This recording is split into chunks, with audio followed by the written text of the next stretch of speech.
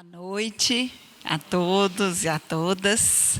Muito bom estar aqui hoje, receber esse convite e contar com a presença de vocês. Uma escola que eu sinto sempre tão bem recebida, que eu sinto em casa e que tenho tantas boas recordações. Sou mãe de ex-alunos, mas entrar aqui é sempre uma alegria que enche meu coração de saudades. Eu vou falar um pouquinho sobre quem eu sou e por que eu aqui hoje, levantando alguns pontos da minha carreira e da minha formação pessoal também, que eu acho que é importante para tratar desse tema. Eu tenho uma colinha, gente, porque eu também às vezes empolgo, falo demais, então eu fiz um roteiro e vou ficar de olho nele. Bom, eu sou professora da área de Psicologia da Educação na UFG. Sempre estudei, pesquisei e tive a oportunidade de fazer minha pós-graduação fora, minha especialização nos Estados Unidos, meu mestrado e doutorado na Espanha, e sempre muito contato com a escola, né? Eu achava isso era muito importante para não afastar também, ficar só no âmbito teórico, mas em muito contato com o que acontecia, quais eram as tendências das escolas. Então, viajava para outros países na Europa, viajava dentro dos Estados Unidos para tentar ao máximo, além do trabalho que eu fazia, também conhecer um pouco mais e ver essas tendências que já começaram a me provocar e me instigar para pensar de fato o que eu acreditava enquanto inovação. O que a gente fala quando a gente fala inovação pedagógica. Hoje, eu sou diretora de atenção estudantil numa pró-reitoria na UFG e já não mais estou só no curso de psicologia, e sim, eu estou desenvolvendo e tratando e cuidando de programas para que o estudante na universidade tenha êxito acadêmico, para que os 21 mil estudantes que a gente tem hoje na UFG consigam terminar a graduação. E são vários fatores que impedem esse jovem de terminar. A evasão, a desistência são índices alarmantes, tanto nas universidades privadas quanto nas públicas. A gente acompanha casos de adoecimento mental, conflitos no curso, com colegas, com professores, conflitos familiares, dentre outros fatores que prejudicam essa conclusão. Eu sou psicóloga e eu posso falar de uma escuta apurada e sensível das questões do adolescente. Eu acho que a nossa profissão nos exige isso, essa escuta, esse olhar para as mudanças que vêm ocorrendo, como bem disse a Suelaine, para a gente estar acompanhando essas mudanças que vêm ocorrendo num ritmo muitas vezes tão assustador. E, principalmente, o que me provoca a estar aqui hoje é o fato de eu estar na mesma posição que vocês. Eu sou mãe de 2 ex-alunos da Interamérica, um já entrou na faculdade, outro está no ensino médio. E acreditem, cada um passando pelas dores e delícias dessa fase, de cada uma delas. Então, isso me aproxima muito. Eu fico muito sensível com esse tema, porque é um tema nosso, né? É tema meu e é tema de vocês também, enquanto famílias. A gente está vivendo uma... Deixa eu passar aqui. A gente está vivendo uma era em que as mudanças estão acontecendo numa velocidade que a gente não imaginava. Avanços tecnológicos, rapidez de comunicação, acesso à informação, as inovações das pesquisas, chegando ao ponto, com a inteligência artificial, de termos recursos como o ChatGPT. E algumas profissões, antes vistas como as mais garantidas, serem desvalorizadas. E num futuro muito próximo, muitas até deixando de existir.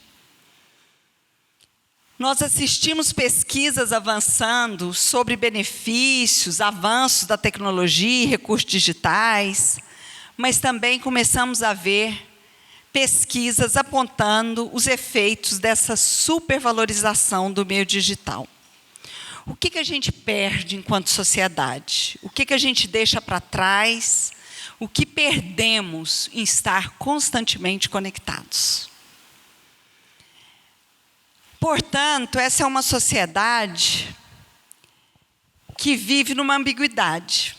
Por um lado, a gente nunca teve tão desconectado de quem está do nosso lado, e por outro, podemos fazer conexões que a gente nunca imaginava. O que nos salvou na pandemia, eu falo que é também o que nos adoeceu. Um excesso de tela, um excesso de virtualidade, mas, por outro lado, não podemos negar que foi graças a ela que não perdemos, dentre tantas coisas, o contato com a escola, relação com colegas, dentre outros recursos. Acontece que essa forma que temos na sociedade de produzir o laço, o discurso, não é sem prejuízo, principalmente para a infância e para a adolescência.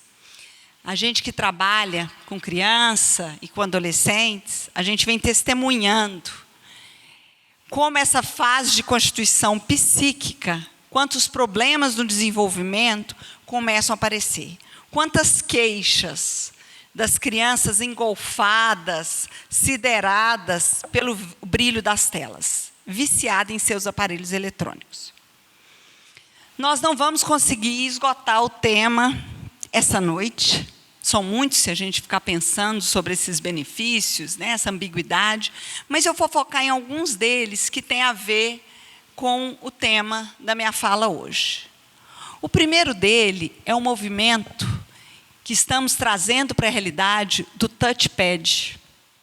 Vemos crianças, quando elas se sentem incomodadas com algo que se apresenta na realidade, quando algo incomoda, tentando fazer o restart, como eles fazem na tela. Tentando reiniciar, como se a vida presencial fosse muito próxima com o que a gente vê na tela. E isso não se encerra no final da infância. A gente vem carregando essa forma de lidar com a realidade, com o que nos desagrada. Vamos eliminando. Diante da dificuldade de um jogo, a gente reinicia. Quando a gente está perdendo, a gente dá um restart. Quando, agora com Reels, com TikTok, não temos nem paciência para um minuto. Já passamos para o seguinte. É muito rápido essa velocidade e essa possibilidade de reiniciar ou passar para o seguinte.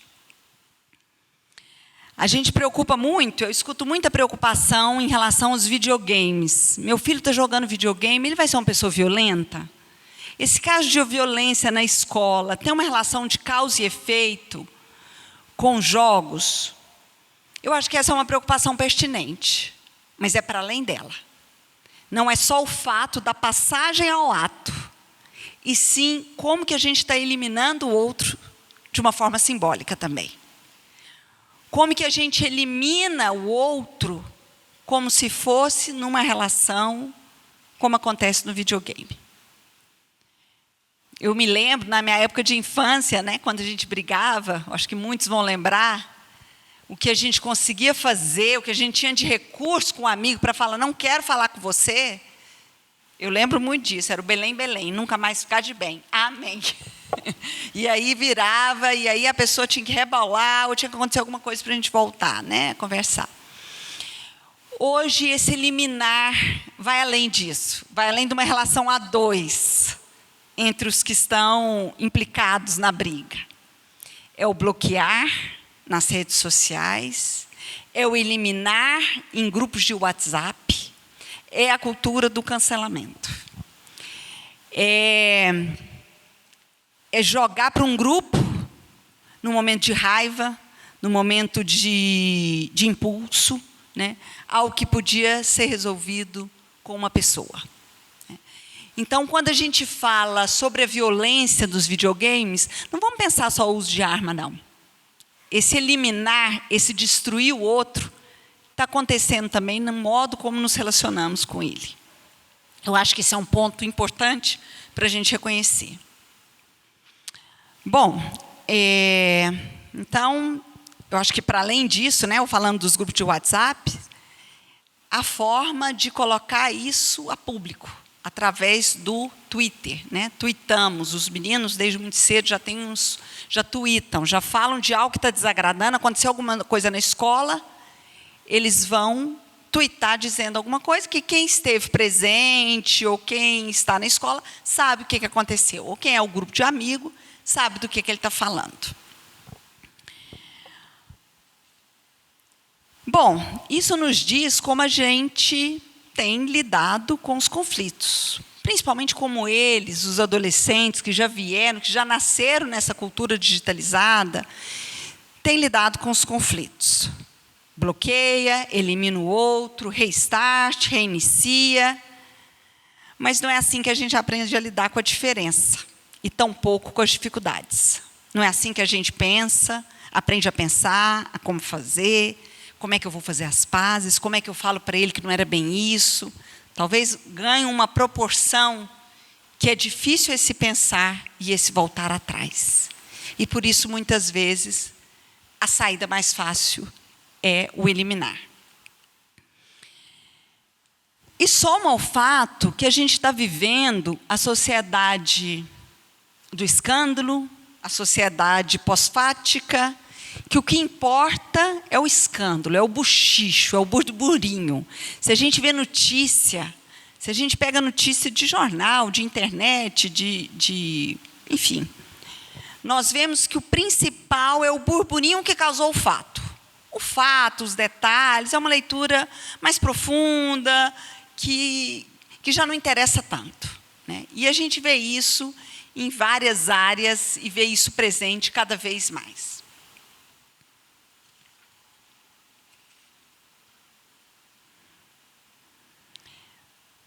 Nós nunca tivemos tanto acesso à informação.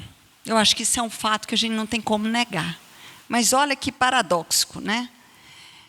Nós nunca também tivemos vivendo uma época em que as pessoas não querem, não têm interesse por saber e por aprofundar os fatos.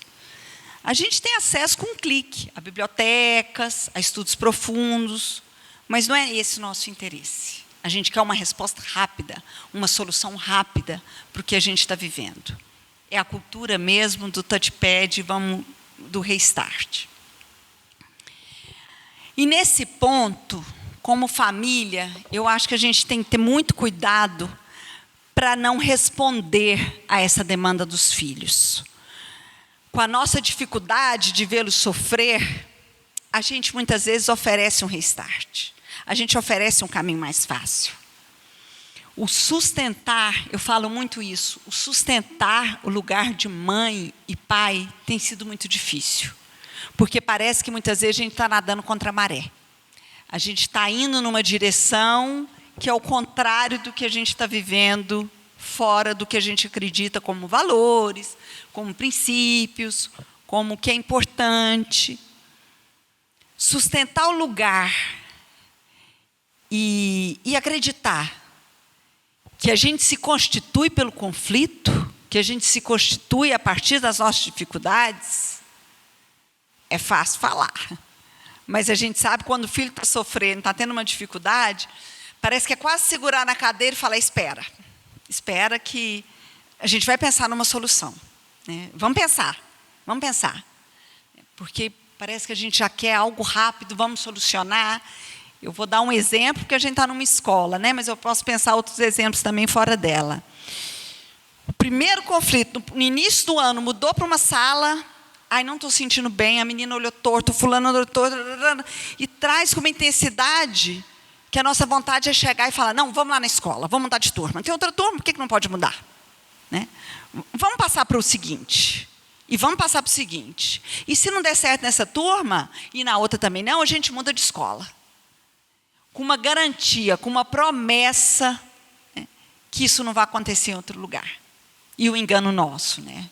Porque enquanto relação humana, enquanto a gente estiver em relação, os conflitos existem e eles nos constituem. Eles são muito importantes. E aí eu falei o exemplo de escola, mas a gente pode pensar o problema de amizades, quando eles enfrentam conflitos que adoecem, de namoro, de término, de gostar de alguém que afunda, e a gente compra essa dor e vive essa dor como se fosse nossa. Eu brinco, a minha menina é muito intensa, né? Que quando ela vem com a dor, ela vem com uma energia que parece que me atravessa e eu fico de cama. Quando eu estou de cama, tentando levantar, ela já vem com uma felicidade, já mudou e a coisa já andou. E eu falo, como assim? Eu estou de cama ainda estou recuperando, já é outro momento, né? Quantas vezes eu também tive que segurar e falar, vamos escolher um caminho, outro, mais rápido, né? Às vezes, um medicamento, mesmo ser um diagnóstico, às vezes, é um pouco cair na tentação de resolução, como se aquilo fosse resolver e meu filho ou minha filha finalmente ia ser feliz. Doce engano nosso. Bom, nesse viés em que consideramos que esse meio digital nos traz ganhos, a gente precisa refletir, a gente precisa reconhecer sobre essa democratização dessa informação, como eu falei para vocês, sem precedentes. Mas se a gente não reconhece esse paradoxo, é difícil a gente avançar e pensar para além desse imediatismo. Eu vou falar desses pontos depois. Bom, e aí o verbo, né? A gente parece que isso é pouca coisa. Isso é muito para a gente entender o que é o verbo que a gente usa. A gente visualiza. A gente não lê, a gente não estuda, a gente não para, a gente visualiza. E visualizar não é um verbo qualquer.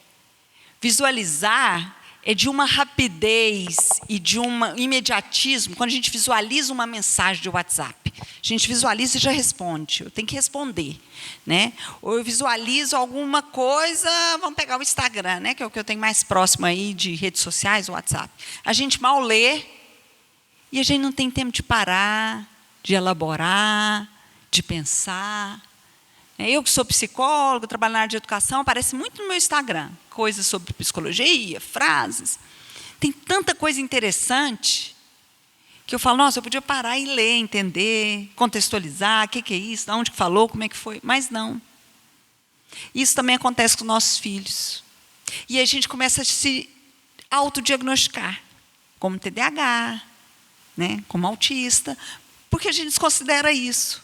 A gente não está aprendendo, a gente não está se deparando com objeto de estudo ou com algo e se debruçando sobre ele. A gente quer tudo, a gente quer saber de tudo que está acontecendo. E o fato de não pararmos não faz com que a gente, de fato, elabore e compreenda aquele conhecimento. Não temos tempo de ver, de elaborar, né? De compreender e aprender. Não só o conhecimento, mas a criança, muitas vezes, que temos diante de nós. Com essa busca de resposta rápida, de resolver, a gente não para e fala, espera aí, deixa eu ver, vamos pensar. Sabe quando a gente tem filho, neném, pelo menos na nossa época, eu acho que era um pouco assim, nessa época, parece que é tão distante, mas de dizer, espera aí, ele está chorando. Por que será que ele está chorando? Será que é mamar? Vamos tentar isso? Vamos pegar a roupinha? Você está implicado na relação com seu filho, você sabe, você está conhecendo, você está aprendendo com ele, você está aprendendo em relação com essa pessoa. Né? Mas isso também tem mudado, porque a gente também não tem, a gente tem uma angústia de falar, ele está chorando, o que será que está acontecendo? E muitas vezes a gente vai no Google, a gente vai no especialista, é ele que vai ter a resposta, ele que vai saber. A gente se desautoriza enquanto família, enquanto escola. Pensa uma escola. Os professores que estão com a criança o dia todo, e muitas vezes se desautorizam a falar, tem alguma coisa com essa criança, ela não está bem hoje. Ou a própria família dizer isso. A gente procura o especialista, aquele que vai ser o que sabe tudo. Bom, são questões que não resolvem naturalmente. Muitas vezes a gente pensa, quando crescer resolve, isso é natural, ele vai amadurecer. A gente deu conta disso. A gente deu conta, mas se eu perguntar muita coisa da infância de vocês, eu tenho certeza que já é diferente da infância dos nossos filhos, mesmo adolescentes. Né? A gente viveu uma outra realidade que a gente não tem como, com as vantagens, desvantagens, as diferenças, mas que foi diferente, né? Então, não se resolve, não é um amadurecimento natural, não é a entrada na fase adulta, tudo vai dar certo. Né? Eu tenho visto como têm chegado os estudantes da universidade. Eu não, um grande número de pesquisadores que vêm questionando por que os estudantes vêm adoecendo tanto no ensino superior. Porque esse aumento que fez com que grandes universidades, não só aqui também, USP, Unicamp, UNB e várias universidades particulares têm programas grandes de saúde mental dentro das universidades. Uma frustração, porque eles também pensaram que ia resolver. Eles também pensaram que chegando à universidade, tudo seria diferente. Além de uma pressão social, uma pressão que antes era de ensino médio, que a gente já vê que não é só de ensino médio agora, começa cada vez mais cedo, uma pressão por produção, por rendimento, e se preparar para o Enem, como se preparar fosse somente uma decoreba, fazendo lista de exercícios. Também eles chegam na universidade com essa pressão, com um nível de sofrimento muito grande, mas também com a ilusão que tudo se resolveria. Bom, deixa eu passar, porque eu acho que eu estou esquecendo desses slides.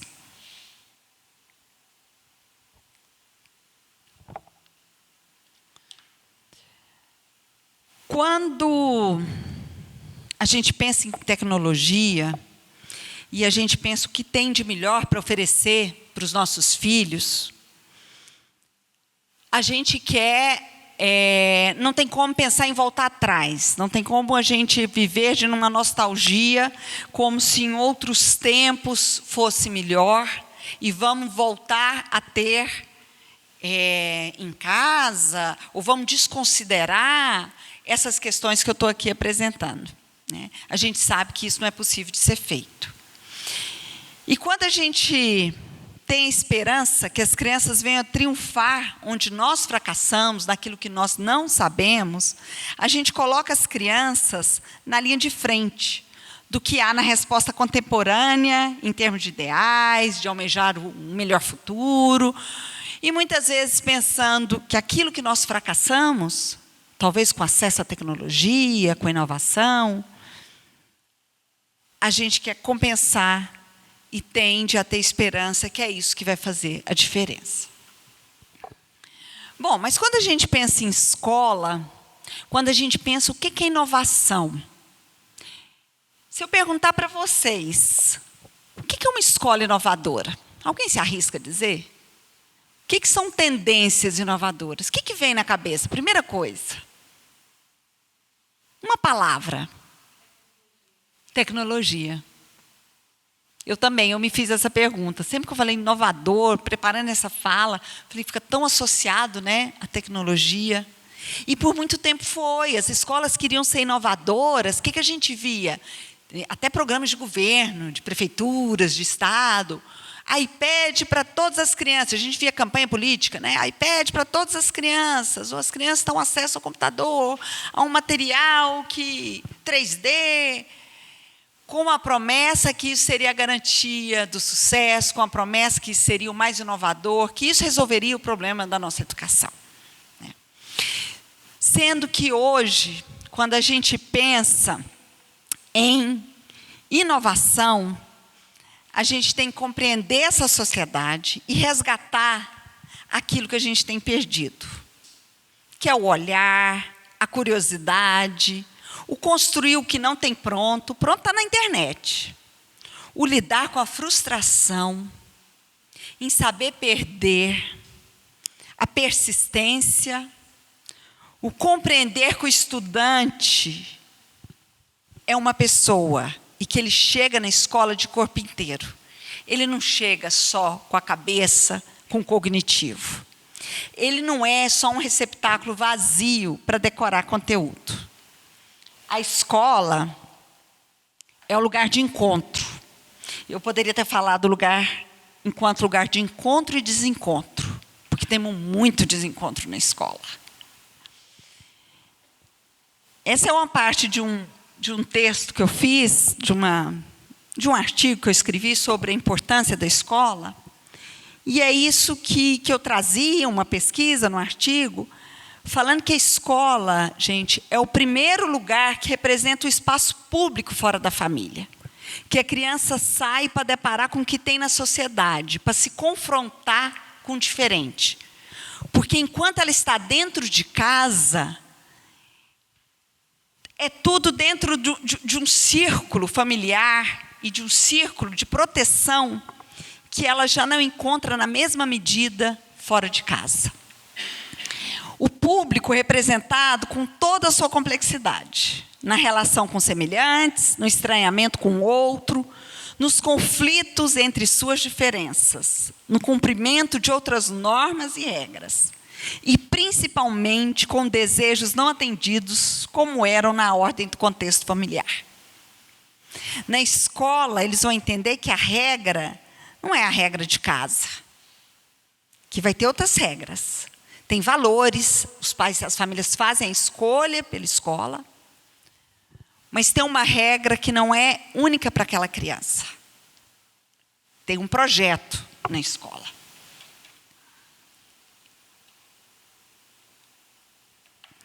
Bom, durante a pandemia, a gente reconheceu a falta que a escola fez. Eu acho que nunca se deu tanto valor e entender a importância desse espaço de encontro e desencontro. Cada criança, em sua fase, seja na alfabetização, na adolescência, saída do Fundo 1 para o 2, do 2 para o médio, ou do ensino médio para a universidade, a gente foi sentindo o que foi, que lacuna que teve a pandemia na formação desses adolescentes. Bom, e a gente pensar nessa lacuna, a gente entendeu, eu acho que hoje a gente entende, que não tem como o adolescente ou a criança responder a uma quantidade de exercício, de conteúdo, e ficar em casa, debruçado em aulas e tarefas, com o argumento de que você tem tempo, agora a sua tarefa é essa, você tem que estudar, você tem que aprender. Porque o tempo é outro. O tempo de aprender, como eu falei do visualizar, é outro. É muito diferente do que foi na pandemia. Na pandemia, os estudantes acordavam, acho que 5 minutos antes da aula, abria o olho assim, ligava o computador, às vezes voltava a deitar, às vezes de pijama ainda, desligava o vídeo, a câmera. Por mais que o professor insistisse, que luta que foi para os professores, né? Quem é professor aí sabe. Quanta coisa, quanta negociação tinha que fazer para essas crianças ficarem com as câmeras ligadas. Bom, ele ficava ali às 5 aulas, terminava, às vezes jogando outra coisa, conversando com os colegas, ao mesmo tempo que assistia a aula, desligava, fechava, já era do almoço, depois voltava, se debruçava de novo, sem um tempo de elaborar. Sem um tempo de compreender tudo aquilo que estava sendo, parece que estava engolfando, né? Que estava fazendo acontecer como se ele fosse um receptáculo vazio. E olha a diferença, né? Quando a gente vai para a escola, a gente tem um tempo, ele acorda, espreguiça, aí toma um banho, parece que tem um tempo para chegar na escola. Vem a pé, vem de ônibus, vem de carro, chega, conversa, toca o sino, parece que ele se acomoda e fala, cheguei, agora sim. E aí tem uma aula, aí tem um professor que chama atenção, ele distrai, ele volta. Né? A gente sabe que com o celular, com as redes sociais, a gente distrai e fica, a gente não consegue voltar. Como é que esse movimento é diferente na escola? Então, tem uma valorização que a gente entende hoje a importância da escola, a importância do encontro, dos desencontros, do conversar, do recreio. Tudo isso é formativo, tudo isso faz parte do processo de apreensão do conhecimento. E tem um autor, que é o Byung, ele fala sobre essa nossa sociedade, esse excesso de produção, e como isso tem chegado cada vez mais cedo para as crianças. Eu acho muito interessante quando a criança me fala que não é o pai que pressiona, não é a mãe, é ele mesmo. A gente vê a criança muitas vezes falando, não, mas eu que tenho que fazer o melhor, eu tenho que ser ótimo. E num excesso de produção, um excesso de conteúdo, um excesso de pressão, começando cada vez mais cedo. Algo que a gente vê na vida adulta, depois no ensino superior, a gente vê isso chegando cada vez mais cedo. Bom, como a gente faz, como que a criança compreende as regras dos espaços públicos se ela não tem esse espaço de transição? Se ela não tem esse espaço de sair do privado, de casa, das regras de casa, para a transição para o público. Se isso está tão fragilizado, uma vez que o conhecimento do professor ou da escola é desautorizado. É desautorizado porque não trata dos mesmos valores, dos pensamentos, dos ideais da família. É desautorizado porque antes do professor saber, ou a escola saber que tem um conflito, isso é levado para a família e a família vem responder pelo aluno. Não com ele, não formando, não conversando, mas desautorizando, muitas vezes. Como é feita essa transição? Como ele vai entender que existem regras e que existem pensamentos que são diferentes? Não que ele tenha que concordar, mas que são diferentes do que o que prevalece na família. É possível isso ser feito se não é respeitada a autoridade do espaço educativo? É difícil relacionar com família, com amigos, professores, mas é conversando que a gente se entende. Mais uma vez, é num conflito que a gente se constitui e é na conversa que a gente se entende. E eu acho que isso, eu como mãe, eu falo também, a gente tem dívida com os nossos filhos. Porque o que apresenta na sociedade hoje, e eu volto para a minha fala inicial, é a cultura do restart. A gente não precisa passar por isso. Né? O que a gente está ensinando quando a gente faz esse movimento com eles? A escola é o lugar de falar sobre temas que muitas vezes não são tratados em outros lugares. Mesmo sem respostas e soluções, mas um espaço de pensar junto. Quantas vezes a gente escuta um professor, eu que sou da área de educação, falar para um aluno, eu mesmo em sala de aula, quando o aluno pergunta, não sei, mas eu vou pesquisar. Não sei, vamos pensar? Vamos pesquisar junto? Isso é o lugar da escola. O lugar de fazer laços com os colegas, com os semelhantes, com os diferentes, mas também a figura do outro estendido na figura do professor. Como essa figura do professor tem uma importância, esse olhar, esse cuidado do professor.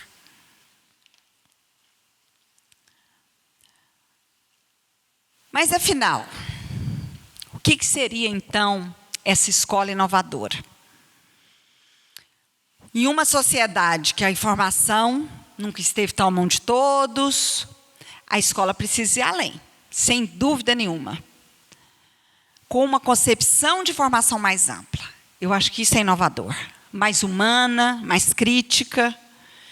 O adolescente, a criança, é um ser pensante que já chega com várias questões na escola. E vem por inteiro, com todos os seus conflitos. E questões que não são possíveis de silenciar, mesmo que muito se tente. Eles precisam ver sentido no que aprendem e como aprendem. Uma aula, mesmo a gente falando que inovação tem a ver com tecnologia, ela pode ser muito atraente com um professor usando um quadro negro e giz.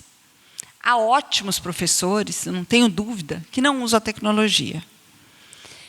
Mas o que não se pode continuar fazendo é dar a aula na qual o professor não enxerga o seu aluno. Transmite conhecimento e acha que ele está passivamente absorvendo esse conteúdo. Uma aula em que cumprir com o volume de conteúdos e exercícios da apostila seja mais importante que o aprendizado do aluno. Afinal, o que vai ser exigido para os profissionais do futuro? O futuro que está aí. O que será que se espera? Primeiro, eu acho que é indiscutível a gente pensar no conteúdo das disciplinas, conteúdo acadêmico. Isso não pode ficar em segundo plano, de forma alguma. Não se trata disso. E o papel da escola, enquanto instituição social, ela tem objetivos, metas, empregando e elaborando os conhecimentos socialmente produzidos. Mas o mundo contemporâneo exige a formação de competências não só conteudistas e cognitivas, mas também de pensamento crítico, de integração de conhecimentos, de autonomia, curiosidade e perseverança. Eu estou esquecendo aqui. Depois eu volto nesse aqui. Bom, eu vejo as escolas que são consideradas inovadoras. Eu visitei em uma consultoria que eu dei para uma escola de ensino médio.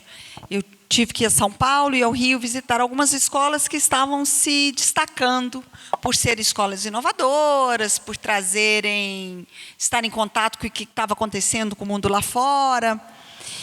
E eu vi propostas muito interessantes, porque o que fazia elas se destacarem é porque elas apresentavam debates, discussões em grupo, objetivos de aprendizagem compartilhados com os estudantes para eles próprios monitorarem os seus progressos. Escolas que combinavam tradição com inovação, que acolhe as diferenças, respeita as individualidades e promove o fazer coletivo. Às vezes eu escuto adolescente falando: eu dei trabalho em grupo. Por que não é só prova individual? É muito mais fácil. E é mesmo. Trabalho em grupo, olha, quanta coisa você tem que lidar, marcar horário, tem aquele que não faz, tem aquele que faz. Quanto que isso já não representa do que vai ser depois no futuro ele trabalhar em um ambiente que precisa dessas habilidades.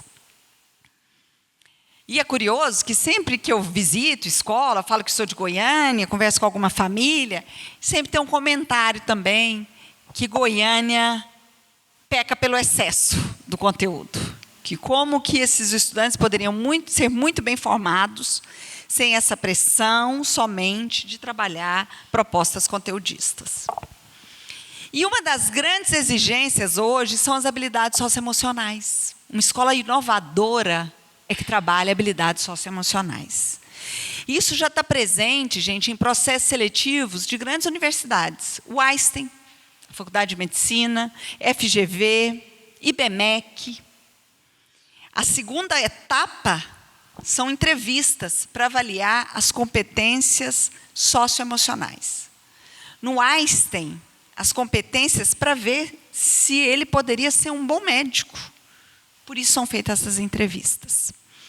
O objetivo é avaliar a empatia, capacidade de argumentação.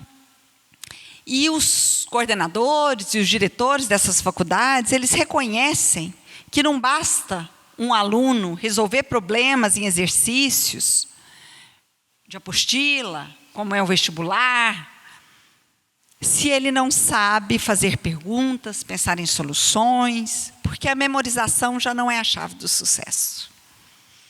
As habilidades socioemocionais, e aí eu vou dar um exemplo meu pessoal, meu filho fez, eu acompanhei isso muito de perto, porque ele está fazendo a FGV, administração, e a primeira etapa foi uma prova, né? De vestibular, muito conteúdo. Mas a segunda etapa foi uma entrevista. E eles queriam saber nessa entrevista em que situações que ele foi líder, em que situações que ele foi ajudado, em que situações que ele colaborou, que teve um trabalho colaborativo. Ele fez ensino médio. Mas é muito interessante, aí a minha parte nostálgica, né, que eu abro um parênteses para falar, que as memórias dele foi da Escola do Fundamental 2, ele estudou aqui. Foi ele contar o que foi a feira de empreendedorismo. Ele contou isso na entrevista. Ele falou, olha, uma situação que eu vivi, que eu fui líder e que teve de colaboração, foi a feira, a gente vendeu espetinho, e ele contou numa naturalidade que não era algo que foi decorado. Não tinha como ele aprender isso no livro e alguém preparar ele pela entrevista. Ele contou. Isso é percebido quando o adolescente, o jovem que está nesse processo, ele conta isso de maneira natural. Ele conta isso podendo trazer o que significou essa experiência para ele. Né? Ele falou disso, ele falou do ensaio acadêmico. Como é que foi fazer um ensaio acadêmico em dupla? Né? Um queria um tema, um queria outro. Como é que foi a apresentação? Bom, e o Brasil, ele teve um certo atraso nessa descoberta. Eu acho que essa transformação no Brasil da importância das habilidades socioemocionais, ela aparece como uma correção de rota de um excesso de curricularização, um excesso de planejamento de saberes, como se isso bastasse para que a criança tivesse, o adolescente tivesse sucesso profissional. Quando hoje a gente vê os cargos mais altos nas empresas sendo ocupados por quem tem habilidades socioemocionais, mais do que saberes técnicos. Eu tenho certeza que cada um, eu penso em vários exemplos, né, na minha vida, mas cada um vai ter um exemplo disso. Nossa, tal colega era tão estudioso, tão inteligente, mas parece que faltava algo. Se ele tivesse um pouco mais de alguma habilidade, de argumentação, de comunicação, de colaboração, né, poderia ter feito coisas muito interessantes também. E eu acho que tem uma habilidade que a gente está perdendo e que a gente precisa resgatar, que é a capacidade de escutar o outro e de se escutar. Eu acho que isso vem sendo um tema recorrente, como que a gente precisa escutar o outro. A gente não precisa ser psicólogo para escutar o outro. Né? A gente pode trabalhar isso a gente vem trabalhando muito nas universidades. Eu participei de um evento na USP recentemente que o tema era esse. Como que todos podem escutar, pode ter empatia para ajudar o estudante nessa universidade. E, às vezes, uma empatia, uma escuta, por coisas muito pequenas, que fazem eles desistir e fazem eles pensarem que eles não pertencem àquele lugar. Às vezes, ele não sabe onde que pega, muitos falam boletim. Outro dia eu escutei isso na universidade. Onde que eu pego o boletim? Que dia que vocês vão entregar para o meu pai? Né? Porque não sabe, ninguém nunca falou. E, às vezes, é qualquer pessoa que pode... Onde que é a secretaria? Como é que eu entro no sistema?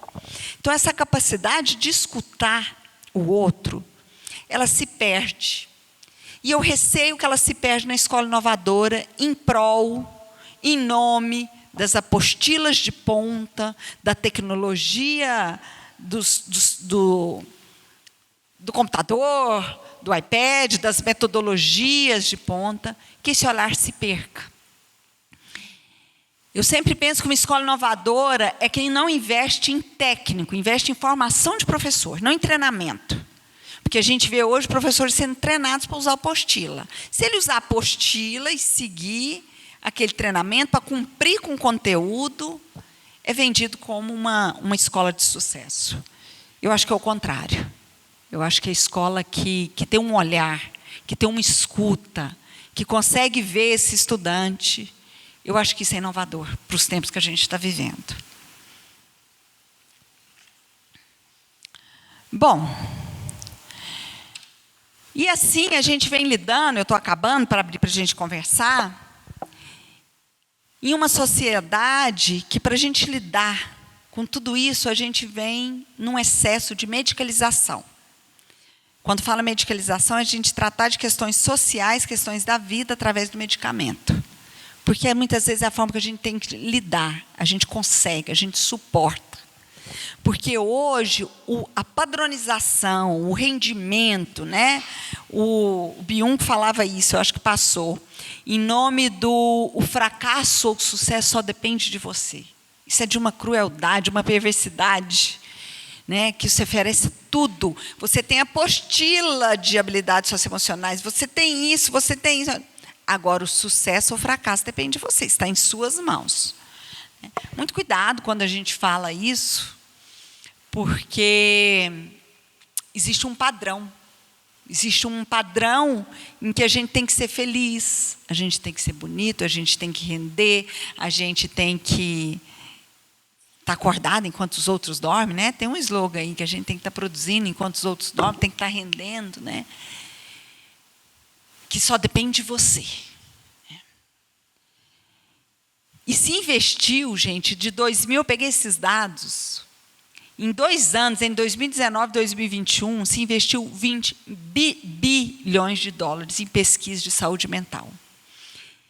E as curvas seguiram iguaizinhas. Teve muito avanço, muitos estudos cerebrais que foram incríveis. Na área da neuro, teve avanços importantíssimos, mas a gente continua, infelizmente, com 0 em avanço de saúde mental. Bom, eu não estou falando que uma escola sozinha determina a formação de uma pessoa. Ela é uma das instâncias formativas. Mas ela tem um compromisso de disponibilizar a todos e a cada um o conhecimento, usando diferentes metodologias que contribuam no processo de ensino e aprendizagem. Mas isso só é feito com escola, porque a escola tem gente. Porque a escola tem aluno, tem professor, tem família, tem equipe de funcionários. Isso não é garantido em uma apostila padronizada. A gente sabe que quem estuda e trabalha com comprometimento traz um brilho no olhar que reflete em todo o ambiente. E a gente vê isso na escola. O olhar, a presença, são importantíssimos para a criança. Isso dá base, isso dá segurança. E a gente precisa reconhecer, sem julgar, mas isso faz falta hoje em dia. E a escola tem um papel fundamental na sua participação, na supervisão e orientação dos pais. Não é que eu estou falando que nós somos ausentes, não estou querendo gerar uma culpa, mas a criança ela passa parte da escola, parte do tempo muito grande na escola. E eu vou aproveitar que o Felipe está aqui, porque eu adoro os exemplos que o Felipe traz, adoro assim, o que a gente já viveu e o que ele me conta, porque isso eu conto em outros espaços também, que algumas situações que eu falo, como que ele conseguiu olhar e perceber isso, né? Uma criança um dia, isso ele me contou, um dia que eu estava dando uma formação aqui, a gente conversando, uma criança que chorava no pátio. Ele foi conversar com a criança para entender. Claro que a criança tinha um vínculo com ele, tinha uma relação de muita confiança. E que ela foi contar para ele que em casa ela estava conversando com uma pessoa que estava ameaçando ela, uma pessoa do ambiente virtual. E que estava ameaçando ela, que se ela não fizesse o que ele mandava, ia ter uma consequência, ele ia suicidar. Foi isso, né, Felipe? A pessoa ia suicidar, né? E o Felipe tem uns detalhes, depois se ele quiser compartilhar, mas assim, ele foi investigando e foi vendo e foi conversando, ligou para a família na hora e a família não tinha conhecimento, porque às vezes não tem mesmo. Olha a importância desse olhar, dessa escuta. E a família foi investigar, o caso era seríssimo. Foi na polícia, foi ver tudo que estava por trás. Outro caso com cigarro eletrônico, na época esses meninos começaram, né, Felipe? 7º ano. A criança, na maior confiança, chega para ele e fala, você não acredita, achando que era amigo, né, próximo. Olha só o que eu tenho na minha mochila, eu tenho cigarro eletrônico, e mostrou, né? E claro, ele, enquanto educador, enquanto adulto, liga para a família e fala, hoje é dia de lavar a mochila, né? Hoje é dia de lavar a mochila, fica de olho.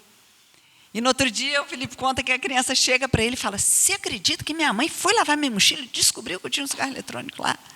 Né? Que foi justo o dia. O conflito existe, gente, acreditem nisso, o conflito existe, em qualquer espaço. Com o adolescente, mais ainda, eles estão num momento, isso a gente pode falar, né, num outro dia, tudo que passa na adolescência, essa crise de identidade, os conflitos com o corpo, com o outro, né, necessidade de encontrar seu nicho, seu grupo, sua tribo, né, ele passa por tantas questões que realmente aquele ditado africano faz muito sentido. A gente precisa de uma aldeia inteira para educar uma criança. não basta. Não basta nossos valores, não basta o pai e a mãe, eu protejo, eu cuido. A gente precisa estar num espaço, numa escola, que consiga trazer isso. Você fala, mas isso não tem a ver com o conteúdo. Mas que bom que a escola olhou. Que bom que a escola entende e compreende que formação e que lugar da escola é muito mais que conteúdo. Para isso tem que ter vínculo. Esses 2 exemplos que eu dei, eles só foram possíveis porque tinha uma relação de confiança. Bom, a escola é um espaço de interação social, de aprendizado, de escuta. E eu acredito que a escola do século XXI deve ensinar para o mundo. E o mundo está imerso em tecnologia, mas está imerso em espaços criativos, de aprendizagem mão na massa, que aproximam a teoria à vida. Uma tecnologia que precisa ser usada de forma crítica, de forma cuidadosa. Isso também a gente aprende na escola. O aluno hoje deve ser desafiado a ser alguém que estude, que faça, que busque conhecimento na área que for. Que esse aluno leve respostas ao mundo em ação. Não como uma pessoa para exibir seu potencial, mas que faça diferença. Que motive os outros a fazer também. Que aprenda a pesquisar, a questionar e a trabalhar com ética, algo que vem se perdendo tanto. Que seja protagonista no seu processo de aprendizagem, mas que, principalmente, que ele não perca o seu olhar ao outro que ele tem na frente.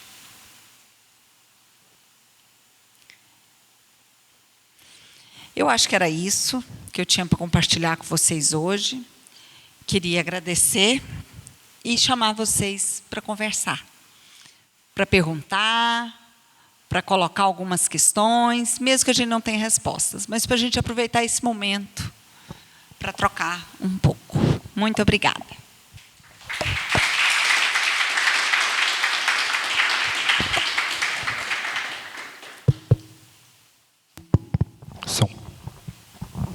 Boa noite, meu nome é Manuel, eu sou pai de 3 alunos, um acabou de sair aqui da Interamérica, foi para a faculdade, mas as questões são variadas dependendo da criança.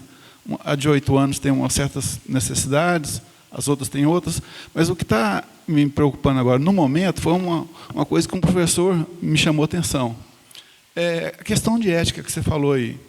Por exemplo, o que está acontecendo agora, por exemplo, no 8º ano, está muito estimulado essas dancinhas, gostar de funk, a cultura do funk, a cultura de ser malandro, essas coisas.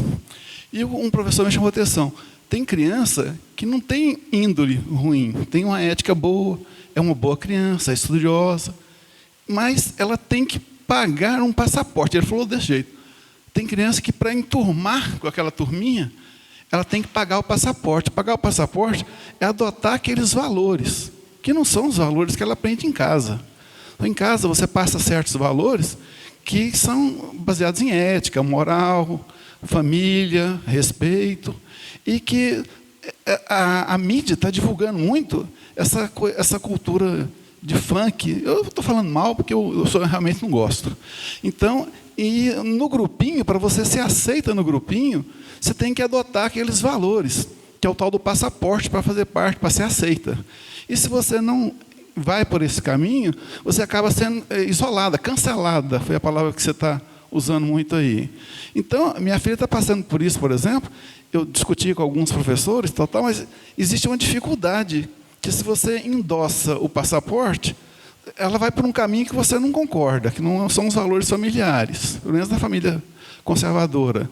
E, por outro lado, se você desautoriza esse passaporte, ela vai ficar segregada, isolada. E você tem aquela dificuldade de dar uma solução. E você não tem condição de num passe de mágica, resolver um problema de socialização. Então, eu queria saber qual é a sua visão desses casos.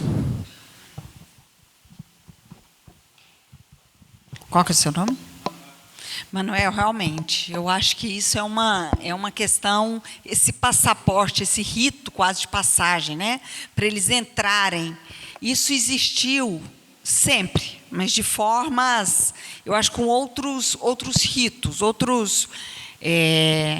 se a gente pensar, eu estava vendo um documentário que falava até de torcida organizada. Para você fazer parte, você tinha que fazer algumas coisas para fazer parte daquela torcida, inclusive usando de violência contra outro time, para conseguir entrar. A questão de, mesmo não concordando, como você falou. Bom, eu acho que é uma preocupação da adolescência, que hoje se apresenta de outras formas, como funk, como dancinhas, mas eu acho que a gente não pode deixar de oferecer outras possibilidades. Isso, outras possibilidades, para ele se identificar, para ele ver que aquele grupo, que ele não pertence àquele grupo. Um bom exemplo é o esporte. Um bom exemplo é a música. Não são todos que têm afinidade com o esporte, mas com a música. Com grupos que tenham afinidades mais parecidas com os valores da família ou com os valores dele. Né? Eu falo muito para adolescentes, para as famílias, em momentos como esse. Talvez, eu vou dar um exemplo. Um adolescente que é muito voltado para o lado artístico. Ele tem uma habilidade artística impressionante. Uma sensibilidade musical, de instrumentos. Só que isso, no grupo dos amigos dele, não está sendo valorizado. Aliás, ele é rechaçado, porque é como se isso não valesse. O legal, claro, né, que isso precisa ser feito para diminuí-lo, para que os outros cresçam, os outros se sintam mais importantes. Como que ele precisa encontrar grupos fora desse que é o comum da sala de aula, para que ele se sinta pertencente a outro grupo, para que ele entenda que o amigo e o colega são diferentes, para que ele entenda que na sala de aula ou com aquele grupo tem uma convivência, mas que fora dali, pelo esporte, talvez pelo vôlei, pelo futebol, ele se encontre com pessoas que têm valores mais próximos ao dele. Eu acho que a gente não pode deixar de oferecer essas possibilidades. E vocês também, como família, o que é importante, esses valores que são caros para vocês, eu acho que vale insistir, porque isso retorna de alguma forma. Mas oferecer outros espaços, né? Oferecer outros espaços em que ele se sinta pertencente, em que ele se sinta que não é tão agressivo, que o confronto não é tão grande com os valores que ele tem. Eu não sei o caso dele, se tem alguma coisa com esporte, com música, com... Né? Tá bom. O que mais?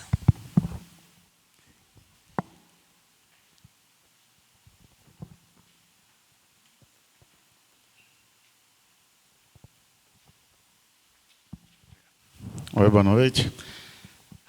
Eu sou o Roger, eu também sou pai de 3 crianças, todas estão aí na escola. E, diferente do amigo, umas idades um pouco menores. Um de 11, está aqui no 6º ano, de 8, no 2º ano, e essa pititica aqui na salinha amarela. Mas, Jordana, eu queria compartilhar e saber também, assim, da sua opinião, uma questão de algo que aconteceu na minha família. E essa relação que a gente falou sobre a tecnologia e os desafios, assim, que não tem como ignorar, né, que ela existe. Você não tem como tirar isso hoje, eu acho, de dentro das nossas casas, da relação com os filhos. Mas, como você disse, o saber cuidar, o tratar, entender disso até que ponto, né, essa tecnologia a gente pode ir incluindo as crianças e liberando. E o ponto que eu coloco é saber, assim, por exemplo, hoje a área de tecnologia da informação, essa área assim, se cresce bastante, se desenvolve bastante. E muitas vezes a gente ouve assim que, então a criança tem que já ter esse contato, essa pessoa que vai, às vezes, ser esse profissional lá na frente, né, de tecnologia da informação, de ter isso bem palpável, ele tem que começar desde cedo a mexer, a fuçar. E eu queria saber a sua opinião, assim, tipo, como é esse desafio, assim, porque eu tenho um caso que eu falei da família, assim, um sobrinho meu, né, filho da minha prima, todo mundo cagava na cabeça dela e falava porque ele era viciado, ele só só mexia no computador.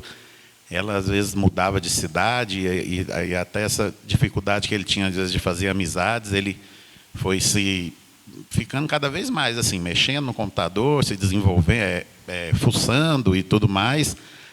E acaba que, no período da infância dele, ali, a adolescência, todo mundo falando para ela: olha, esse menino não vai virar nada, pelo amor de Deus, você tem que, né, fazer alguma coisa com o seu filho. E acaba que ele se desenvolvendo e com essas coisas, ele mexendo a esse ponto, ele, agora com 18, 19 anos, ele fez um teste para uma empresa lá de São Paulo de programação, de criação de jogos e games, e passou, né? E foi lá trabalhar e já voltou, está trabalhando remoto daqui com 19 anos, ele trabalha disso, do que ele gosta. E aí todo mundo hoje vira para ele e fala: meu Deus, e agora, né? Que tipo, ele tem um bom salário, está fazendo o que ele gosta, e ficou aquela coisa, né? Tipo assim, engole o que você falou antes, ou mantém o que você achava. E aí, talvez, assim, aí a minha opinião, né? Eu sei que talvez o exemplo dele seja um caso de sucesso dentro de um universo muito grande. Então, eu já fico mais assim. Então, ao invés de arriscar, né, até que ponto, assim, deixo? Será que, né, que vai virar e tal? Qual que é a sua opinião, assim, desse sentido, assim? Foi ótima a sua questão, porque eu acho que é um cuidado que a gente tem que ter mesmo, de não polarizar entre o fascínio e o horror. É só coisa boa, só coisa ruim, né? Eu acho que eles já estão imersos nesse mundo tecnológico. Eu acho que é uma facilidade muito maior, eles têm muito mais facilidade em lidar com a tecnologia do que muitas vezes lidar com conflitos, né, presenciais.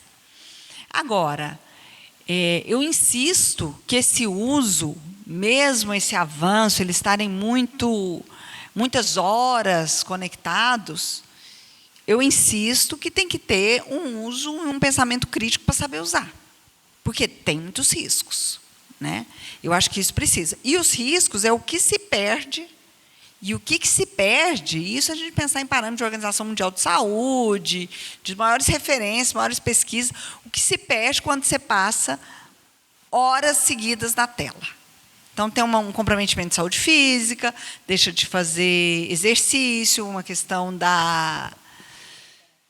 do excesso, até da visão, né? Os prejuízos físicos. E, para além disso, eu acho, como tudo, a gente tem que apontar, como adulto, os limites e a necessidade de não deixar de fazer outras coisas. Isso vem no lugar de quê? Né? Eu acompanho adolescentes que usam o computador e que a relação substitui tanto a relação presencial que as refeições são feitas no quarto, né, em frente a uma tela. Então, tem essa necessidade para ele se tornar esse empresário da tecnologia da informação, ele abrir mão de parar na hora da refeição, ter horários que não se usa o celular. Né? O horário da refeição, então, a gente combinado da família é o horário da refeição, ou depois ou à noite, não vamos usar. Será que isso vai impedir ele de ser um profissional porque teve um limite nesse uso? Eu preocuparia também, Roger, se meu filho lesse o tempo todo, o que já escutei muito, e não tivesse relação com os amigos, relacionamento, que não fizesse esporte. Então, é o excesso. Eu acho que sempre o excesso, né? E isso é uma citação do Freud, todo excesso diz de uma falta. Tudo que é excesso, opa, espera aí. Vamos pensar o futebol, que ganha, o esporte coletivo, espera aí. Se você está jogando só bola, meu filho, os estudos. Isso, não é? Então, eu acho que a gente sempre precisa pensar tudo que é excesso. E se isso impede, se fala de ter limite, impede dele fazer um exercício físico, dele se relacionar com os amigos, impede ele a se tornar esse profissional da área de TI. Boa noite, gente. Boa noite, Jordana. Então, na verdade, pensando ali na pergunta do Roger e contribuindo um pouco do que você trouxe, né? Eu gosto muito acho que você conhece, a Joana Peixoto, que é do IF, e ela é referência em tecnologia, não só aqui no estado e no Brasil, assim, né? E ela traz, quanto à abordagem da tecnologia, ela sempre traz 3 vertentes, digamos assim. Ela fala da tecnologia num viés determinista, onde é como se essa tecnologia ela fosse sujeita, ela é o sujeito ali desse processo, é ela que determina as coisas, o que eu acho bastante perigoso pensar nessa concepção de tecnologia, né? Eu já ouvi muito assim, o professor, se às vezes não acompanhar a tecnologia, ele fica para trás. Já ouvi essa frase, né? Como se essa tecnologia ela fosse 100% autônoma, né? No viés instrumental, aí é o contrário, assim, nós que temos 100% dessa tecnologia nas nossas mãos, e aí a gente responsabiliza o indivíduo porque é ele que não está sabendo fazer uso dessa tecnologia. E aí o terceiro viés, que aí ele está num patamar de, digamos assim, ideal, que é aquela chama de sociotécnica, que aí tem muito com o que você falou nessa fala final sua, dessa abordagem crítica, né? E aí eu acho que esse é o grande desafio dos pais, assim, o limite entre administrar essa tecnologia dentro de casa, onde o aluno, o filho, né, ele vai se deixar levar pela essa tecnologia, ela é o sujeito, ela determina quem vai ser o filho, ou simplesmente é ele que vai dominar todos os aplicativos e ele tem que saber tudo. E aí o ideal seria isso, trabalhar para que o filho enxergue assim, tá, esse aplicativo, o que está por trás, muitas vezes, dele, né? Quem foi que criou, quais são, de fato, o real objetivo daquilo. Então, acho que trazendo essas discussões para dentro de casa, em alguns momentos, eu acho que é o que vai trazer um equilíbrio quanto ao uso dessa tecnologia.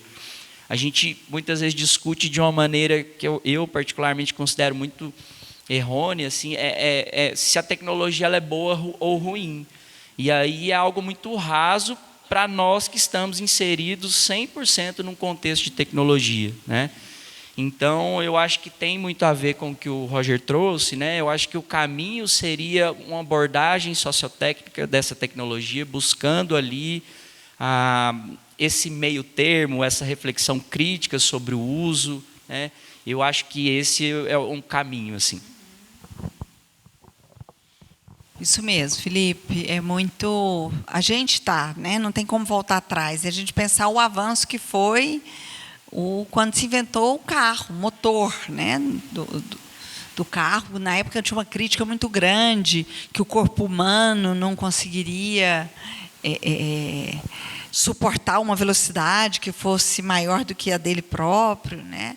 Claro que essa crítica não cabia, mas a gente sabe hoje que os inúmeros acidentes, tudo que aconteceu, mas a gente não vai voltar atrás. As vantagens também em relação ao transporte motorizado foram inúmeros.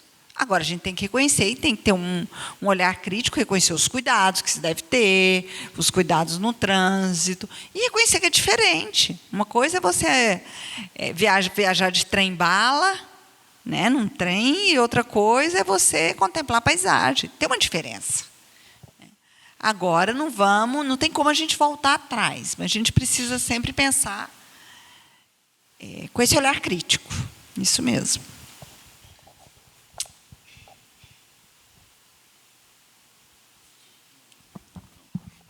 Já que o pessoal está meio tímido, deixa eu resolver minhas questões aqui. Uma cobrança que tem tido assim muito é a criança virar para você e falar assim: olha, na internet tem tudo. O Elon Musk falou: olha, se você quiser aprender qualquer profissão, você vai na internet, nesse site, você aprende tudo que você quiser de graça, inclusive Harvard, Yale, qualquer universidade. E a criança te faz a seguinte pergunta: para que lado que eu vou? Porque as profissões que existiam no passado, que eram valorizadas, hoje em dia, muitas nem existem mais. E em que direção eu devo ir? Eu preciso de um tutor. Eu gostaria que meu professor fosse um tutor que não me ensinasse conteúdo, porque esses conteúdos, a maior parte dos conteúdos que ele vai estar me ensinando, a criança fala de jeito para mim. Eu não vou usar. Metade da gramática que eu estou aprendendo da língua portuguesa, eu nunca vou usar. Onde é que eu vou usar a coordenada sindética assindética? Para que serve isso? Aí eu fico com vergonha de mentir, falo, você não vai usar isso para lugar nenhum. Que eu aprendi esse negócio, nunca usei. Isso aí, metade da gramática é inútil. É só para você fazer prova e passar de ano. Eu falo a verdade, mesmo do meu ponto de vista. Tem muita coisa na gramática que é importante. Você tem que saber concordância, saber fazer redação, argumentação, Metade da gramática, tudo bem, mas metade... A criança fala que está sofrendo com aquilo ali. Eu falo assim, é importante eu estudar isso aqui? Eu falo, não é importante, você não vai servir para nada. Eu abro o jogo.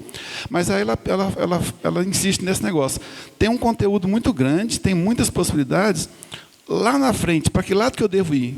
Ela está procurando um tutor para mostrar para ela, o futuro vai ser assim, e para que lado que eu vou? Aí eu falo, não, você tem que ver o que você gosta, quais são suas habilidades e tal. Mas você vê que a criança não está satisfeita com aquela resposta, ela quer um direcionamento, exemplos, né? E você fica sem argumento.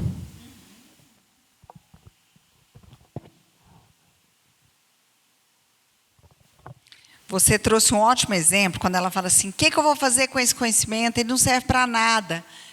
Você pode reconhecer e falar, você tem razão. Mas a regra não é nossa e não é o pai que manda. Tem uma regra maior, que enquanto não mudar, né, o sistema de ensino, as formas de ingresso no ensino superior, você tem que submeter isso para você entrar. Não é algo imediato. Você pode até esquecer, e você vai esquecer muito do que você já estudou. Mas, de novo, como eu falei, das regras, do público, daquilo que a gente não consegue, infelizmente você vai ter que passar para conseguir algo que você almeja lá na frente. Eu acho que isso é importante reconhecer. É isso mesmo, minha filha, mas infelizmente a gente tem que estudar, né? Porque é assim que funciona, né? Isso a gente não consegue mudar, isso não está no nosso alcance, se você quiser fazer uma boa universidade. E quanto a esse direcionamento, você sabe que mudou muito. Antes se fazia teste vocacional, né? Antes a criança, para entender o que ela tinha... Só que o teste vocacional era algo muito, muito direcionado para as habilidades inatas dela, como se ela tivesse habilidades assim, só da vocação. Hoje se faz, tem uma visão um pouco mais ampla, que é de orientação profissional. Então, esse tutor que muitas vezes ela busca é o orientador profissional. O teste faz parte da orientação, mas ela direciona esse estudante a partir das habilidades, do que ele gosta, do que ele tem interesse, do que são até questões familiares, né, de trabalho. Então, tem uma série de fatores que é considerado para orientá-lo em sua profissão. E, dentre esse conjunto de trabalho e de questões que são levantadas, é a orientação para que o estudante faça pesquisa. Vamos lá. Então, você está mais indo para essa área. Então, vamos pesquisar, vamos ver o que existe, que faculdade que existe, onde tem. Há pouco tempo eu falava com uma paciente sobre isso. Ela queria biologia, mas ela não quer fazer em Goiânia. E ela quer biologia na área, biologia marinha. Bom, então vamos pesquisar o que tem de biologia marinha. Ela chegou e falou, Jordana, eu pesquisei. Tem no Rio de Janeiro, em Santa Catarina, e ela trouxe um lugar mais. Eu falei, e aí? No Rio de Janeiro, minha mãe falou que nem pensar. Perigoso demais, não vou ficar. Bom, então tem uma questão aí de valor da família que eu concordo, né? Sua mãe disse que não, que Rio de Janeiro não pode, então eliminamos. Santa Catarina, a passagem é muito cara. Vai ficar muito difícil para minha mãe me ver. Mas eu vi que na UNB em São Paulo tem um programa muito bom, que eu também gosto dessa área, e que aí não é nem Goiânia, nem as duas cidades que não seria possível, por questões familiares, de orçamento, de violência, né? E que minha mãe toparia, e que eu vi pela distância, parará, e que me atenderia, que eu acho que ela olhou Unicamp e UNB. E, no final, está indo para lá. Então, disso que era um tema muito amplo, primeiro, gostava de animais. Depois, de animais, o que, que tem? Que curso que trabalha com animais? Bom, tem veterinária. Não, uma veterinária, ela falava, eu vou ter que lidar muito com animal doente, eu não quero. Não quero ver esse lado, eu quero tratar da vida, de pesquisa, então vamos para biologia. Então, dentro de biologia. Então, ela foi afunilando, foi filtrando, até chegar no curso que agora ela está entrando para o 3º ano, ela vai se dedicar para ela passar. Então, uma pesquisa é feita e tem uma orientação que pode ser feita. Porque quando eles começam a pesquisar sobre isso, é muito amplo. Eu vou dar o exemplo desse meu filho que está na faculdade. Eu lembro quando ele era pequeno, ele jogava bola, mas ele era muito, muito organizado, muito metódico, e ele brincava de futebol. E quando eu vi, ele não jogava bola, ele estava mandando o que cada um tinha que fazer no jogo. Menino, faz isso, faz isso. Falei, meu filho, joga a bola, preocupa com você. Não, mãe, eu não quero ser jogador de futebol. Eu quero ser aquele que organiza o futebol. Falei, meu filho, mas não tem jeito disso. E eu insistia. Eu falei, mas não tem como. Ou você, e pensando que era um defeito dele, era uma característica que era negativa. E hoje, ele encontrou, dentro da faculdade, uma área que é gestão esportiva. Ele trabalha, hoje ele coordena a Liga de Gestão Esportiva da faculdade dele. Olha só. Ele encontrou dentro daquilo que ele tentava me explicar quando criança, e quando ele foi ficando. Não, mas eu gosto do negócio, eu gosto de organizar, eu gosto da parte. Ele não sabia falar que era gestão, que era parte de administração. Mas ele foi se encontrando e pesquisando, e com a ajuda, e viu que existia isso, sim. E, enfim, eu quero falar assim, tem como ir fazendo esse filtro. Eu acho que tem uma fase que eles ficam muito perdidos, e que tem ajuda, tem essa orientação profissional, tem pesquisa, tem os recursos que nós também, enquanto pais, podemos começar a orientar, a pesquisar junto, não tem que saber. Pode pesquisar junto, vamos lá, vamos ver. Como é? Que nota que é essa faculdade? O que ela tem, o que ela oferece, se você quiser mudar de curso, como é que funciona, qual é a grade, quantas vezes eu peguei adolescente, sentei com ele e falei, vamos lá, vamos ver. Design, um adolescente queria fazer design, vamos lá ver o que é, qual que é a grade. E a maioria das faculdades oferecem isso. Como é que é o mercado de trabalho? Quais são as disciplinas do 1º semestre? Ah, não, eu acho que não é isso não. Então, vamos pensar uma área mais parecida, vamos pesquisar essa. Mas a gente tem que aprender a fazer isso, a gente não sabia. A gente não sabia nem que tinha tanta informação disponível quando você entra no site das universidades. Vamos participar de feira das universidades. Qual que é a idade da sua filha? Ela está em que ano? Está no 3º já? Ah, já entrou. Uma coisa que o menino do meio está me cobrando, mas eu passei por essa experiência com a menina mais velha. Ela acabou entrando em inteligência artificial e está adorando, tal, mas foi um período muito sofrido no 2º, 3º ano, que ficou um negócio assim, e agora? Para que lado que eu vou? As opções são tantas, que a gente se perde, é verdade. As opções são tantas, mas também assim, tem aquela coisa, você às vezes nem sabe quais são as opções, esse que é o problema. Tem muita universidade e tem muitas áreas que você nem sabe que existe. Isso mesmo. Eu acho que são opções, e isso que você tinha falado antes, profissões que a gente achava que era garantido, já não são, profissões novas. O que mais? Boa noite. Boa noite. Meu nome é Cláudio, eu sou o pai da Gabriela e pai do Ulisses. A Gabriela estudou aqui desde a sala vermelha, e até o 9º ano. E o Ulisses está fazendo o 7º ano aqui.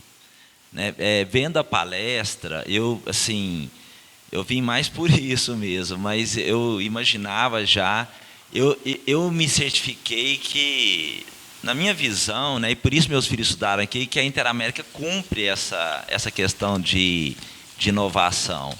Quando você fala com a questão, você terminou a palestra falando sobre a questão do outro, de você olhar o outro, E nesse tempo que eu convivo com a escola e meus filhos estudando aqui, eu sempre percebi isso. E eu sempre percebi que isso é real. Não é aquela questão que é falada, mas que não é feita. É uma questão real. Foi nesse exemplo que você deu do professor Felipe, São em vários exemplos que eu posso dar. Tem um que eu quero aproveitar para falar aqui. Meu menino faz xadrez e eu participo de todos os campeonatos, são 6, 7 por ano. E, ao final, vai o diretor da escola, vai um coordenador falar para todo mundo, né? E a única pessoa que eu vi que falou de todas as escolas, agradeceu, que teve aquela preocupação, foi aqui no Interamérica, que foi a Suelânia. Aí é mais uma hora que a gente vê, assim, a gente vê a diferença. A gente vê a diferença, que não é aquela questão que é só colocada no mural, que é falada quando você faz a matrícula, ou quando você escolhe a escola, mas depois você nunca mais se depara. Isso, para mim, é importante, né? Eu queria que você comentasse uma coisa que é até uma dúvida que eu tenho, e que é uma ideia que eu tenho. Eu comprei um livro do Daniel, eu acho que é Goleman que se fala, né? Que tratou as inteligências múltiplas, e ele escreveu sobre foco. Eu não li esse livro ainda, mas como eu também sou professor e tenho essa vivência, eu acredito assim que a escola que vai conseguir colocar um profissional, assim, colocar um profissional para o futuro, para as condições futuras, é aquela que conseguir trabalhar foco. Porque eu vejo uma grande dificuldade do meu filho em casa de ficar sentado. Eu estou vendo uma grande dificuldade pós-pandemia das pessoas conseguirem assistir a aula. Eu tenho vários alunos que se reprovaram porque ficam só no celular, e na universidade se reprova. Não, é muito difícil você conseguir. Eu tive um aluno que isso me espanta bastante, que ele passou o semestre todo, eu nunca consegui olhar no olho dele. Logicamente, ele reprovou. Aí eu acho que ele desistiu, porque ele não voltou mais. Mas, assim, são questões que eu estou percebendo que aquela pessoa que conseguir ter foco vai ser uma pessoa de sucesso, qualquer que seja a área. Aí a pergunta é essa questão do foco, se essa questão não é uma questão bastante importante, se isso vem sendo trabalhado. E uma outra questão também que eu me assustei quando fui olhar a escola para ensino médio para minha filha, é que eu visitei bastante em Goiânia. Eu não via mais biblioteca. Eu chegava à escola e perguntava assim, onde é a biblioteca? Aí eles me levavam uma escola para ensino médio, né? Me levavam uma sala com um monte de apostila empilhada. Aquilo me chocou bastante, porque eu imaginava que chegar lá ia ver um livro do Dostoiévski, do Tolstói, do Chico Buarque. Eu imaginava que eu veria uma biblioteca, como eu conheço biblioteca. Onde eu trabalho tem uma excelente biblioteca. Aí eu vi um amontoado de apostila. Isso me assustou bastante. Então, o ideal é que, assim, eu estou mudando um pouquinho aqui ao final, mas que a gente tivesse uma escola de ensino médio que também trabalhasse com essa questão do emocional, do respeito à diversidade, do respeito à religião, à escolha do outro, né? Mas como tem esse processo de que todo mundo vai ter que passar pelo Enem, de fazer essa prova, parece que isso não está existindo. Aí, como eu não tenho esse conhecimento, é uma outra pergunta. Você que fez tantas viagens, tem um conhecimento maior, você já tem essa escola de ensino médio no Brasil, que trabalha outras questões a mais do que só decorar a fórmula, que é uma coisa que eu não acredito. Assim, sinceramente, eu não acredito nesse tipo de ensino médio. Mesmo que você tenha que passar por esse processo, a criança, né? Fazer o Enem, o adolescente, você ficar decorando fórmulas, e eu não vejo isso como importante numa formação para o futuro.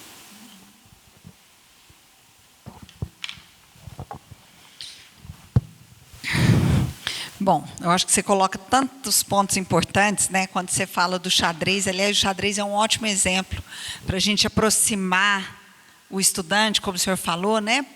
Para afinidades que ele tenha, né? Para o envolvimento da família, né? As atividades do final de semana. Eu vejo escolas como Interamérica com tantas atividades de final de semana que envolvem a família, que é uma oportunidade das famílias se conhecerem, atividades culturais que fogem um pouco, quer dizer, oferecer algo no lugar desse TikTok, dessa dancinha. Não é proibir, mas o que a gente vai oferecer no lugar?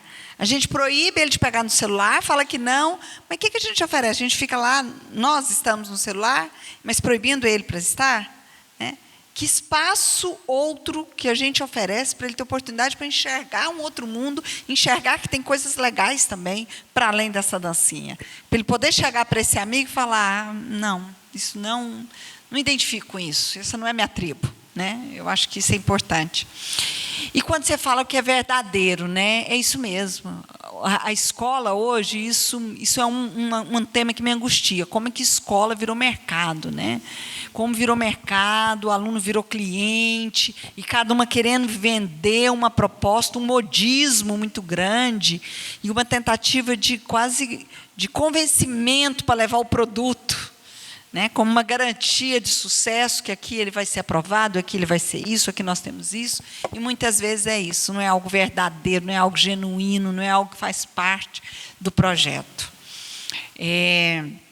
Eu acho que isso é um ponto que a gente tem que ficar muito atento, porque sempre vai ter um outdoor ou uma promessa que ali nós vamos ser mais felizes. Vamos mudar? Vamos sair? Né? E o que a gente está ensinando para os nossos filhos nesse movimento, né? Quando isso acontece? Bom, você falou do foco e das bibliotecas. A biblioteca é um espaço que ajudava tanto a focar, né? É um espaço de silêncio, é um espaço que propiciava, que dava até vontade de estudar. E você sabe que, há 2 semanas atrás, a diretora da biblioteca da UFG me chamou para uma reunião, falando, vamos pensar em ocupar, como que a gente pode ocupar essa biblioteca. A gente tem uma biblioteca enorme no Samambaia, enorme no universitário, e não está sendo ocupada. Você chega lá, está esvaziado, o estudante já não quer mais estar na biblioteca. Você conhece? Pois estão vazias. E a diretora está preocupada, fala, daqui a pouco a universidade vai precisar desse prédio para fazer outra coisa, porque o estudante não está aqui. Né? Agora, a gente não tem essa cultura. Né? Quando eu fiz meu doutorado em Barcelona, toda a família, gente, fazia parte da programação cultural. Igual tem o espetinho, a jantinha, que a gente vai uma vez por semana, tinha um programa da biblioteca, cada família, biblioteca, uma vez por semana, do bairro. Biblioteca pública. Então, meus meninos pequenininhos tinham a sacolinha deles da biblioteca, a carteirinha, e eles, toda quarta, 5 horas da tarde, a turminha da escola ia para essa biblioteca. E aí lá chegava, escolhia os livros, sentava, conversava e trocava. Então, tinha uma cultura de usar a biblioteca desde muito novo. E isso ia passando. E você via idosos, aposentados, indo para a biblioteca regularmente, todo dia, uma vez por semana, para sentar, ter um momento de respiro, de leitura. Né? Então, isso na nossa cultura realmente é muito falho. Eu sempre falo que eu só consegui estudar, fazer doutorado, porque eu estudei numa biblioteca. Se eu fosse estudar em casa, eu não teria feito. E eu falo isso muito para os meus filhos. Falo, olha, com isso ainda piorou. Né? E a gente não é, a gente acha que a gente é multitarefa, mas a gente não é multifocado, a gente não consegue focar. A gente acha que consegue, mas você tem razão. A gente não consegue estar focado, prestando atenção. Muitas vezes a gente está vendo um filme e está mexendo no celular. A gente está vendo outra coisa fazendo. A gente não consegue aprender tudo que aquilo teria. Né? Mas eu acho, essas escolas que eu tenho visitado, têm esses espaços, tentando retomar a importância da biblioteca, não a biblioteca clássica, que faz silêncio, cada um. Não, mas de atividades na biblioteca, mas também atividades que chamam o interesse, que instigam o estudante para ele estar focado. Né?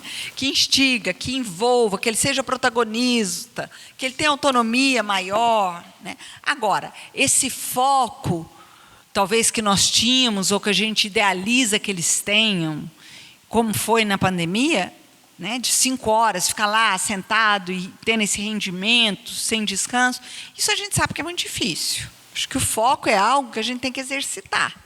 Né? Picasso, né, quando ele desenhava, pintava, ele falava isso. 99% é de transpiração e de inspiração. Para a gente focar, a gente tem que sentar, ficar, insistir. Né? E eu acho que isso sempre tem que ser negociado com os filhos. Isso do celular, vamos pensar algo que tem que ser feito. Ficar do lado usando, a gente sabe que não vai dar. Mas alguma coisa tem que ajudar para a gente focar. Né? Mas eu acho que tem essa preocupação das escolas. Não na marra, não na memorização, né? Mas no envolvimento.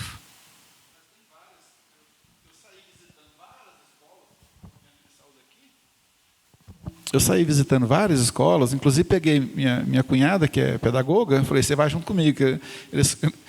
O método pedagógico aqui é assim, assim, assim, eu sei lá o que é isso. Aí peguei ela tiracola e saí visitando várias escolas. Mas tem escolas que já estão que seria o Interamérica 3, vamos colocar assim, que tem uma visão de inclusão, de habilidades. Vou dar um exemplo, eu acabei ficando com a Arena aqui. A Arena, o Colégio Arena, que agora virou até concorrente da Interamérica aqui, eu falo, vocês foram lá na Interamérica e copiaram, que aqui parece a Interamérica 3, porque o jeito que vocês levam, a interação aqui dentro, as múltiplas opções que eles colocam no período da tarde, o aluno vai para lá de manhã, sai de noite, ele fica lá o dia inteiro, por escolha própria.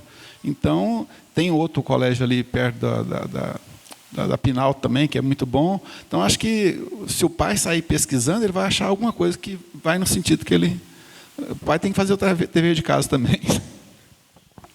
E eu acho que é confiar no projeto da escola, né? Porque quando a gente confia num projeto de uma escola, vamos pensar na educação infantil, no Fundamental 1, né, no 2, uma época tão importante que a criança, o adolescente cria laços importantes, cria uma relação de vínculo, de confiança, tanto da família quanto das crianças com a escola.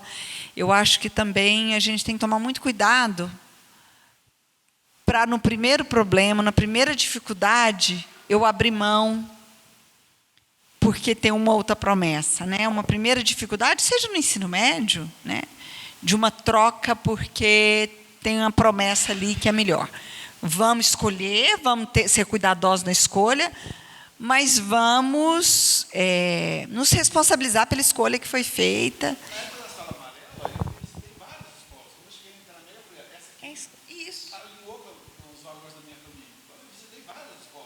Isso. Isso é importante.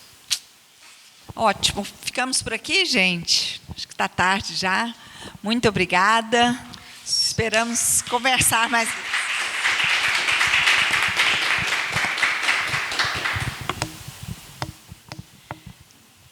Fico escutando a Jordana e escutando aqui vocês, pais, né, tão queridos, tantos anos, tanta história.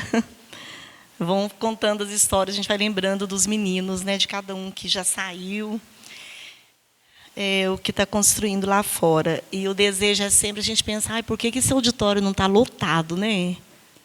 Porque é uma cooperação, é uma coparticipação, né? Tantas coisas importantes, quer dizer, eu estou mais ou menos 35 anos na educação, e com essa faixa etária, e não tem uma palestra, né, uma escuta que não me acrescenta, que não me faz pensar, que não me ajuda com os meus filhos adultos hoje, e que não nos faz refletir em relação aos meninos na escola. Uma frase, uma fala, né, tem um significado, a gente vai para casa pensando, e eu tenho certeza que cada um que está aqui vai para casa, né, com um ganho. Aí foi um investimento de tempo que faz a gente pensar, principalmente em relação aos valores. A primeira pergunta que você fez, eu me remeti lá numa festinha de 13 anos da minha filha. Hoje ela tem 32. Então, quer dizer, a Jordana falou, sempre existiu de alguma forma essa pressão, não era ainda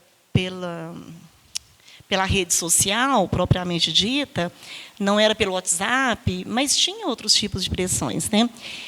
E eu me lembro, assim, quantas vezes eu voltei com os meus filhos de festa de aniversário. Eu ia até a porta, prédio principalmente, não é muito comum os meninos ficarem me recebendo e os adultos lá em cima e os filhos embaixo. Aqui não tem nenhuma crítica, tá, gente? Juízo de valor. É constatação, né? E eu ia, se eu não entregasse os meus filhos na mão de um adulto, voltava todo mundo chorando para casa. Eu levava para casa. Porque mesmo que o adulto subisse depois, mas eu só deixava se o adulto tivesse ali para receber. Porque era assim que eu fazia com os filhos dos outros, quando eu fazia uma festinha na minha casa, né? Então, eu voltei lá na festa dela de 13 anos, porque estava no auge essa questão já do funk. Não é agora. E também não tem uma crítica, é um relato, né? Eu não coloquei na festa de 13 anos dela luz negra, não tinha, como era na minha casa, não tinha funk, não tinha uma série de músicas que os meninos gostavam, e eu morava na época num condomínio, e a minha casa ficou vazia, porque nós tínhamos um forno de pizza lá, inventamos fazer uma rodada de pizza. 13 anos, vamos adorar uma pizza. E eu já trabalhava com adolescente, podia já cantar pedra, que podia não dar ibope nenhum, né? Mas arrisquei. Então, fui fazer uma festa para 13 anos, rodada de pizza, com as músicas, música bacana, tal, só, né, não tinha todo tipo de música. E a festa da minha filha esvaziou, porque eles chegavam, não tem luz negra, não sei o quê, põe essa música, não sei o quê. Olha, eu fiquei louca atrás dos meninos no condomínio, dos filhos, dos amigos no condomínio, porque eles não pararam lá em casa na festa. E olha quantos anos isso tem. Então, só para dividir que, para eles não ficarem tão isolados, do que é que a gente abre mão? Daquilo que não agride o valor. Então, essa seleção de valores, né, eu sempre converso com as famílias, falo, a seleção de valores. Então, o que é inegociável na minha casa? O que eu não abro mão, absolutamente? E aí não abro mesmo, sem receio nenhum, de dizer não e de voltar chorando e de achar ruim. Agora, o que é que não chega a agredir? Eu não concordo, mas não agride um valor. Me incomoda, me causa um desconforto, mas não agride um valor. Então, eu abro mão para que também não tenha um isolamento social, porque eles também vão aprender selecionar, eles vão aprender tomar as suas opções, fazer as suas escolhas. É no movimento, é no cotidiano, não é no isolamento, né? É no meio de todo mundo que eles vão aprendendo o que pode e o que não pode. Então, queria contribuir com isso e agradecer, né? Agradecer a Jordana mais uma vez, dizer que nós estávamos com um pacote de certificados aqui, porque muita gente se inscreveu. Eu sei. Estou só contando que a gente tem quase 80 aqui que se inscreveram. Com certeza aconteceu algum imprevisto, vamos perder todos esses certificados, mas vamos entregar para quem está aqui, né? Entregar com todas as honras.